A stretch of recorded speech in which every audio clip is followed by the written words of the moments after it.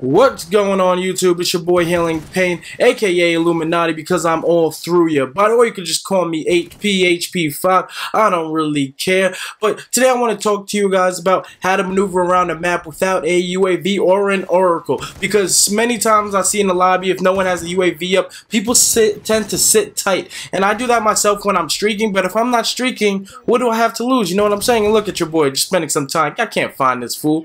It was like, where's Waldo? I couldn't see him. The guy just blended into the tracks or something. I don't know, but I hope you guys enjoyed that first clip. I decided to commentate over it because it was a lot longer than usual, so hope you guys didn't mind that at all. But so let's get into this. Pretty much this game, I joined against pretty much a clan versus clan. I just happened to be one of them randoms that helped my team win. Hopefully, I should say. I'm not really sure if we won because I didn't get to finish the game, as you'll see later. But pretty much it was one clan versus another clan, and this clan, or whatever team I'm on, they just don't use UAVs, so they must not be in a very good team, because I don't know what clan doesn't have a UAV, and I don't remember seeing too much of a UAV, or if at all had a UAV at all this game. And the other clan or team, they were running, I think, mostly like silencers or something like that, because they didn't really pop up on the map like that. Like, even these guys are shooting, I got the triple feed, but only one of them popped up on the map. Like, what's up with that? So they were definitely running like off the grid and the silencer, something to stay off the map, you know, a little bit of ghost head ghost. But pretty much I still had to find a way to kill these guys, still had to find a way to slay. I let the team take care of doing the captures, and I took the job of the slayer. I know in Call of Duty Ghosts, roles like Slayer, objective players aren't as important. Whoa, your boy just got hit with a C4 snack pack, just flung it at me, came out of nowhere like boom.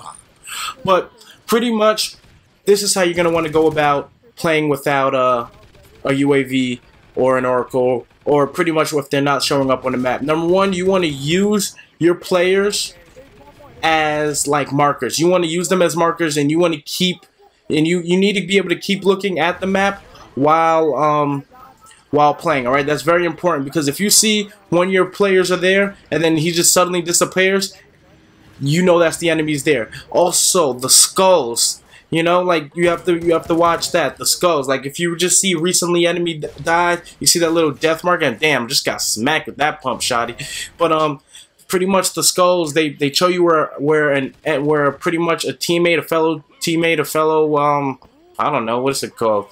A fellow soldier has fallen. There we go. A fellow soldier. Excuse me there. A fellow soldier has fallen. So you want to pay attention to that. But that doesn't mean if you don't see a skull that the enemy isn't around you. Because if they're dropped and you don't see a skull, they're just using the perk that doesn't allow the skulls to be used. I don't really know the exact name of that perk right now. I don't really use it. Actually, I don't use it at all, because I want you to see where the skull is at so I can kill you too. That's just the way I play. You guys might play with it.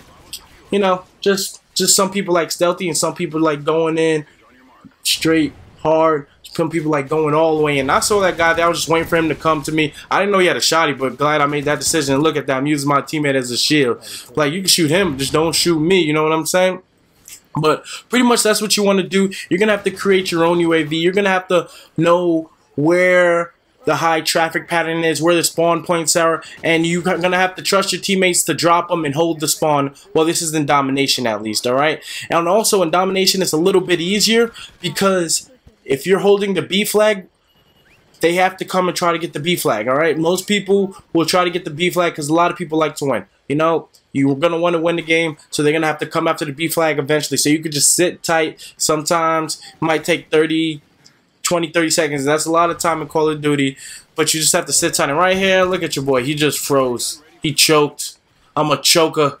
Oh man, where's Lance Stevenson? I'm a choker. But pretty much that's what you're gonna have to do. Okay, you're just gonna have to think a little more, use a little bit of your minds. It's not all that hard, guys. That's just what you have to do. It's still fairly easy to move around the map, and in fact this will help your Call of Duty instinct, okay, because you'll just know where people are. You have that second chance, so even when you do have a UAV up, you'll still be able to know if someone's using like off the grid or something. You'll still be able to find out where they are or something. So that's why this is a very, very helpful tip, regardless of if you run UAV or not. It's just very, very helpful all in general. Also, another thing is always know your routes. Try to know all the routes that might lead to one thing. And for me, that's B. So I try to know all the routes for them to get to B, and that's why you guys keep seeing me pace back and forth in this thing, because that's what I'm doing. I'm not rushing this game. I'm patrolling because I know they're all going to be coming to B. Also, listen to the people. Listen to the announcers. They tell you enemies capturing B. Enemies taking A, even if they're just running over it. And they just go do something else. It says enemy da-da-da-da. You can use that towards your advantage if you're smart. Alright, sometimes I just run over flags and then just duck off on them just to get the enemy to come back, and then I pick them off like 1 or 2, because there's only 2 enemies who usually come back. So that's sometimes what I do right there. It's a real pro tip for you guys. If you guys are really good and at that level, then I should definitely recommend you doing that. But also, like, just try to be smart using this game, alright? Like, I put that sentry gun there.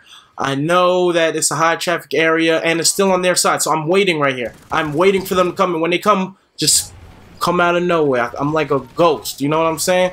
I'm trying to stay one step ahead of them. Look at them, they're still going that way, and now they're gonna be expecting me because I just dropped them. So I have to try to reroute. You know, that's what I like to do.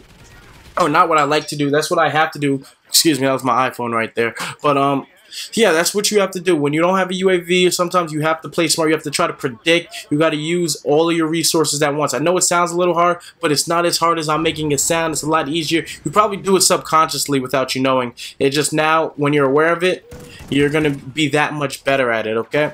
Also, when I said listen to your announcers, sometimes they say like enemy near, da-da-da-da, enemy near, da-da-da-da. You can listen to footsteps. Even if you're not rocking amplify, people still do make sounds with their... people still make sounds when they run. And this is right here what I'm talking about, guys. My PS3 is about to freeze. Oh man, don't ask why I uploaded a game where I froze. But make sure you guys leave me a like, a comment, and subscribe. I really appreciate that. Follow me on Twitter, and I'm out. Peace.